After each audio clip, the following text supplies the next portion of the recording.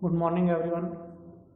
Previous video lecture में हमने दिए गए एसओपी एक्सप्रेशन और दिए गए पीयूएस एक्सप्रेशन को के मैप का यूज करते हुए सिंप्लीफाई किया था। टुडे क्लास में हम उसी से related next topic don't care condition के बारे में डिस्कस करेंगे। तो डोंट केयर कंडीशन स्टूडेंट्स किसे कहते हैं? तो के मैप में मिन टर्म और मैक्स टर्म जो कि फंक्शन के लिए 0 और 1 में से कोई भी वैल्यू जनरेट कर सकते हैं तो उसे डोंट केयर कंडीशन कहते हैं। डोंट केयर कंडीशन को के मैप में x के द्वारा रिप्रेजेंट किया जाता है और डोंट केयर कंडीशन की इक्वेशन को लिखने के लिए सिग्मा डी का यूज किया जाता है। तो स्टूडेंट्स, डोंट केयर कंडीशन की डेफिनेशन बहुत इजी है। के मैप में वह मिन टर्म और मैक्स टर्म जो कि फंक्शन के लिए 0 और 1 में से कोई भी वैल्यू जनरेट कर सकता है तो उसे डोंट केयर कंडीशन कहते हैं। तो स्टूडेंट्स, के मैप में आपकी वैल्यू 0 भी हो सकती है और के मैप में आपकी वैल्यू 1 भी हो सकती है। ये पहले से डिसाइड नहीं होता है। वो जब हम एक्सप्रेशंस को सॉल्व आउट करेंगे उस समय डिसाइड होगा कि उस डोंट केयर कंडीशन की वैल्यू क्या होगी, 0 होगी या 1 होगी। तो डोंट केयर कंडीशन की वैल्यू पहले से डिसाइड नहीं होती है, जिसे x के द्वारा रिप्रेजेंट किया जाता है और डोंट केयर कंडीशन की इक्वेशन को सिग्मा डी के द्वारा लिखते हैं। तो स्टूडेंट, इसके कुछ क्वेश्चन को हम सॉल्व करते हैं। Question number 1, simplify the expression. आपको बूलियन फंक्शन दे रखा है, 3 वेरिएबल्स का यूज करते हुए equal to sigma m 026 plus sigma d 135। तो स्टूडेंट्स देखिए, अभी मैंने आपको बताया है इस एक्सप्रेशन के अंदर आपके मेन टर्म को रिप्रेजेंट किया गया है। इसका मतलब आपका जो एक्सप्रेशन है वो एसओपी फॉर्म में दिया गया है और इसके साथ आपकी डोंट केयर कंडीशन यूज में ली गई है, क्योंकि मैंने अभी आपको बताया डोंट केयर कंडीशन को लिखने के लिए सिग्मा डी का यूज किया जाता है जो कि आपकी डोंट केयर कंडीशन को रिप्रेजेंट करता है। तो जहां जहां पर आपके के मैप में 1, 3 और 5 आएगा वहां पर डोंट केयर कंडीशन की वैल्यू को रिप्रेजेंट किया जाएगा और डोंट केयर कंडीशन की वैल्यू को x के द्वारा रिप्रेजेंट किया जाता है। तो x की वैल्यू कुछ भी हो सकती है, 1 भी हो सकती है और 0 भी हो सकती है। तो स्टूडेंट्स, इस क्वेश्चन को हम के मैप का यूज करते हुए सिंप्लीफाई करते हैं। तो सॉल्व। तो 3 वेरिएबल्स के लिए स्टूडेंट्स यहाँ पर के मैप को डिजाइन किया जाएगा। तो 3 वेरिएबल्स के लिए के मैप को जब हम डिजाइन करते हैं तो फॉर्मूला यूज में लिया जाता है 2 raised to the power n। n का मतलब होता है नंबर ऑफ इनपुट वेरिएबल, तो 2 raised to the power 3 equal to 8 cells are required. तो 3 वेरिएबल्स के लिए यदि हमको के मैप बनाना होता है तो 8 सेल्स की हमारे पास रिक्वायरमेंट होती है।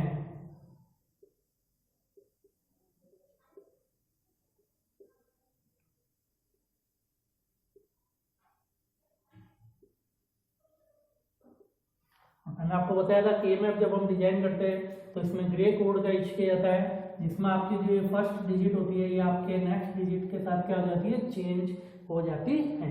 इसी प्रकार देखिए, ये आपकी जो फर्स्ट डिजिट है इसके नेक्स्ट डिजिट से क्या हो गई, चेंज हो गई। इसी प्रकार ये जो फर्स्ट डिजिट है इसके नेक्स्ट डिजिट से क्या हो गई, चेंज हो गई। तो प्रत्येक सेल्स में क्या होती है, आपकी जो डिजिट होती है वह चेंज होती रहती है, जिससे आपका जो एक्सप्रेशन है वह सिंप्लीफाई हो जाता है। अब स्टूडेंट, सबसे पहले हम यहाँ डिसाइड करते हैं कि इन सेल्स में वैल्यू कौन कौन सी आएगी, जो कि मैंने आपको पहले भी बताया था तीनों 0 है, इसलिए इस सेल के अंदर आपकी वैल्यू आ जाएगी 0। फिर 1 0 0 है तो 1 पोजीशन पर 1 है, इसलिए यहाँ पर आ जाएगा आपका 1। फिर 1 2 और 0, तो 1 और 2 पर 1 1 है तो दोनों डिजिट्स आपकी ऐड हो जाएगी, तो यहाँ आ जाएगा आपका 3। इसी प्रकार 0 1 0 तो सेकंड पोजीशन पर आपका 1 है तो यहाँ आ जाएगा आपका 2। इसी प्रकार 0 0 1 तो थर्ड पोजीशन पर आपका 1 है, इसलिए आ जाएगा 1 2 4। फिर 1 2 4 तो यहाँ आ जाएगा आपका 5। फिर 1 2 4 तो तीनों डिजिट्स आपके सेम 1 है, इसलिए 4 2 6 और 1, इसलिए यहाँ आ जाएगा 7 और यहाँ आ जाएगा आपका 6। अब आपको एक्सप्रेशंस में स्टूडेंट्स वैल्यू दी गई है जो कि एसओपी फॉर्म में। सबसे पहले क्या करना है, जीरो। तो के मैप में हमको देखना पड़ेगा जीरो कहाँ पर आ रहा था। स्टूडेंट्स हमने लिख दी थी जीरो यहाँ पर आ रहा था, तो इसके लिए यहाँ पर क्या की जाएगी, वैल्यू को राइट कर दिया जाएगा। तो यहाँ वैल्यू को राइट कर देंगे 1, क्योंकि आपकी जो इक्वेशन है मेन टर्म में दी गई है और मेन टर्म की बिट वैल्यू होती है 1। फिर इसके बाद आपको क्या चाहिए 2, तो 2 कहाँ पर आ रहा है, इस सेल में आ रहा है। तो यहाँ पर भी हम क्या करेंगे, मेन टर्म की जो बिट वैल्यू होती है उसको यहाँ पर राइट कर देंगे 1। इसी प्रकार नेक्स्ट 6, तो 6 आपका कहाँ पर आ रहा है, यहाँ पर आ रहा है। तो इस सेल में मेन टर्म की बिट वैल्यू को रिप्रेजेंट कर दिया जाएगा 1। तो इस प्रकार मेन टर्म की जितनी भी बिट वैल्यू थी वो हमने के मैप के अंदर रिप्रेजेंट कर दी है। अब हम क्या करेंगे, डोंट केयर कंडीशन की जो इक्वेशन दी रखी है जिसको सिग्मा डी के द्वारा रिप्रेजेंट करते हैं, इनकी वैल्यू को के मैप में कंसीडर किया जाता है 1। तो स्टूडेंट 1 कहाँ पर आ रहा है, यहाँ आ रहा है। तो यहाँ पर क्या किया जाएगा, आपके डोंट केयर कंडीशन जो होता है उसको x के द्वारा रिप्रेजेंट करते हैं, यहाँ पर लिख दिया जाएगा x। फिर स्टूडेंट क्या आ रहा है 3, तो 3 आपका इस सेल में आ रहा है। तो यहाँ पर भी क्या कर दिया जाएगा, डोंट केयर कंडीशन को x के द्वारा रिप्रेजेंट करते हैं। और नेक्स्ट इसके बाद क्या आ रहा है 5, तो डोंट केयर कंडीशन को क्या किया जाएगा, x के द्वारा रिप्रेजेंट किया जाता है। तो इस प्रकार जो आपको एक्सप्रेशंस दे रखे होते हैं उनके अकॉर्डिंग के मैप में वैल्यू को लिखा जाता है। अब इन सेल्स के स्टूडेंट्स यहाँ पर क्या की जाएगी, ग्रुपिंग की जाती है।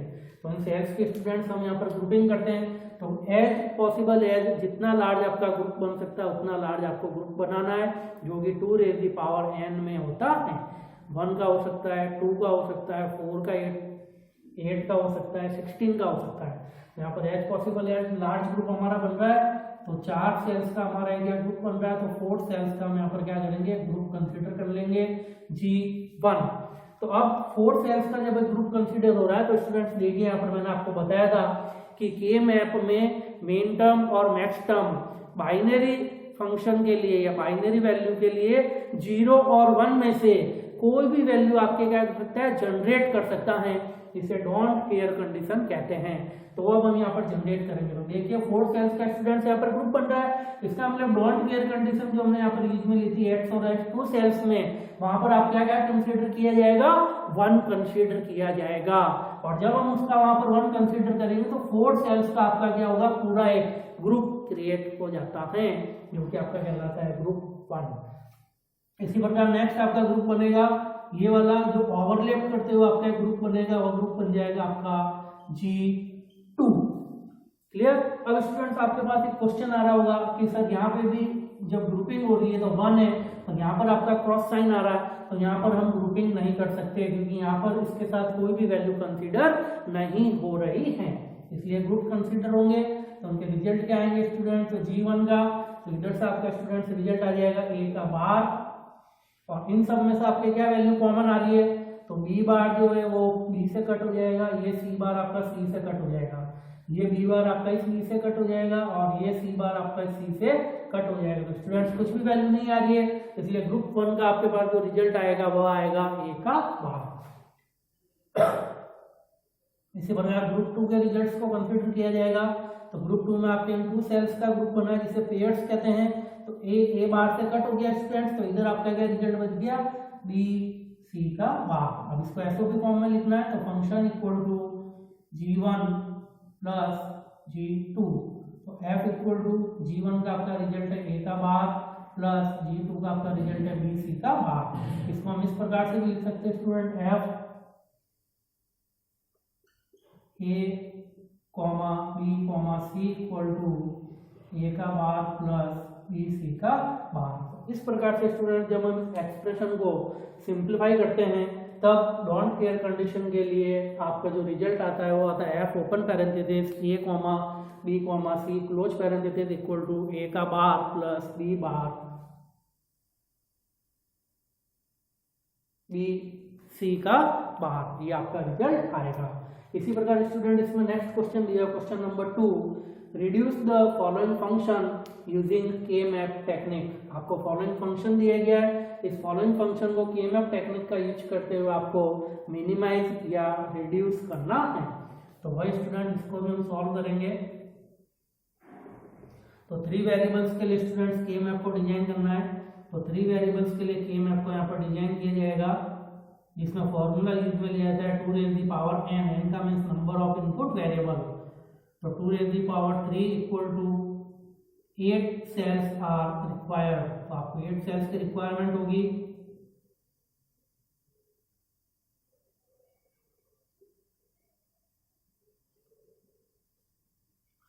तो इस प्रकार से 8 सेल्स को रिप्रेजेंट किया जाता है। अब इन सेल्स में आपका जो एक्सप्रेशन दे रखा है उसके अकॉर्डिंग यहाँ पर वैल्यू को कंसीडर किया जाएगा स्टूडेंट्स।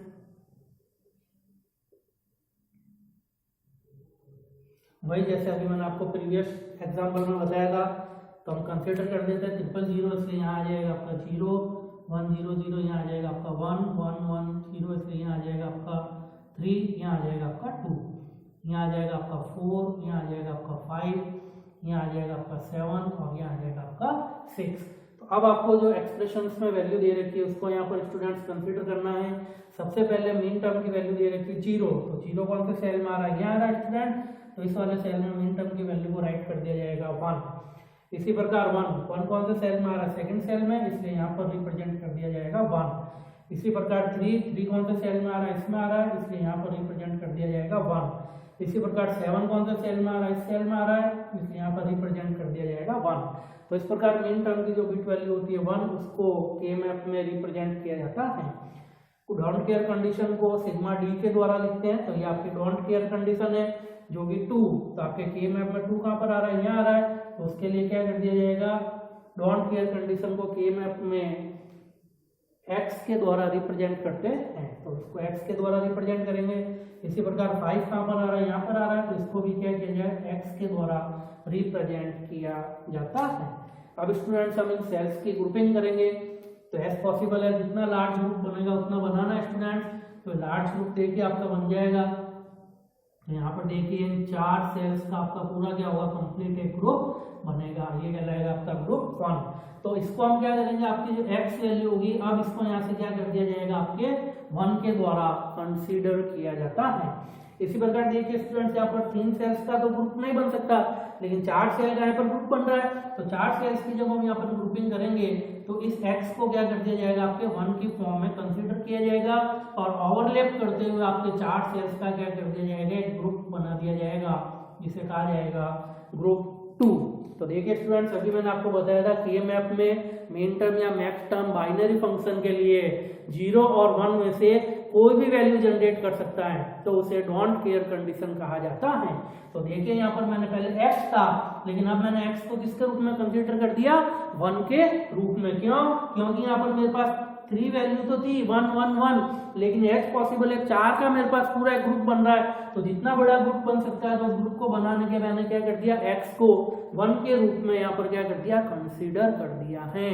तो इस प्रकार डोंट केयर कंडीशन में आपकी वैल्यू 1 भी हो सकती है और आपकी वैल्यू 0 भी हो सकती है। तो उसको जब आप यूज में लेते हो, और अगर आपका कोई भी सेल का ग्रुप बहुत बड़ा बन रहा है तो उसको आप यूज में ले लो, और नहीं बन रहा है तो जैसा अपने प्रीवियस एग्जांपल में यूज में नहीं लिया था, तो उसको यूज में लेने की आपको जरूरत नहीं है।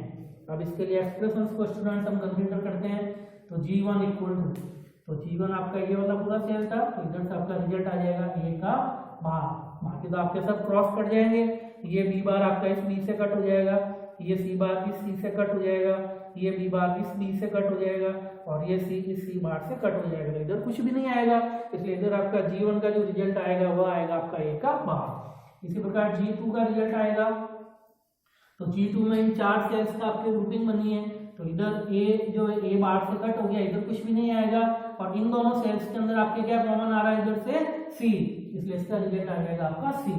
तो इसको इस प्रकार लिख दिया जाएगा F equal to G1 plus G2, तो F इक्वल टू G1 का रिजल्ट आया आपका A का बार प्लस G2 का रिजल्ट आया आपका C। इसको आप इस प्रकार से भी लिख सकते हो student, F A, B, C equal to A का बार प्लस C। तो इस प्रकार डोंट केयर कंडीशन का यूज करते हुए, के मैप में यूज करते हुए एक्सप्रेशंस को सॉल्व किया जाता है। तो स्टूडेंट सेकंड एक्सप्रेशन का रिजल्ट आया वो आ गया आपका A का बार प्लस C। तो student this is important question for yearly exam. तो ईयरली एग्जाम में इस टाइप का क्वेश्चन 100% क्वेरी किया जाता है, इसलिए इसको आपको अच्छी तरह से प्रिपेयर करना है। बहुत ईजी है स्टूडेंट, के मैप में वह मिन टर्म और मैक्स टर्म जो कि बाइनरी फंक्शन के लिए 0 और 1 में से कोई भी वैल्यू जनरेट कर सकता है उसे डोंट केयर कंडीशन कहते हैं। डोंट केयर कंडीशन को x के द्वारा रिप्रेजेंट करते हैं और डोंट केयर कंडीशन इक्वेशन को सिग्मा डी के द्वारा लिखते हैं। तो के मैप में अगर x का यूज करते तो वहां पर ग्रुपिंग बन रही है तो उसको हम क्या करेंगे, उस ग्रुप के अंदर कंसीडर कर देंगे, तो वहां पर आपकी वैल्यू कंसीडर हो जाएगी 1, क्योंकि मेन टर्म की वैल्यू 1 होती है। और अगर मान लो यहाँ पर पीओएस में होता तो इसको 1 की जगह हम किस में कंसीडर करते, 0 में कंसीडर करते। तो इस प्रकार स्टूडेंट्स आपके डिजिटल लॉजिक की जो फर्स्ट यूनिट थी आज कंप्लीट होती है। नेक्स्ट क्लास में हम यूनिट सेकंड स्टार्ट करेंगे। Thank you.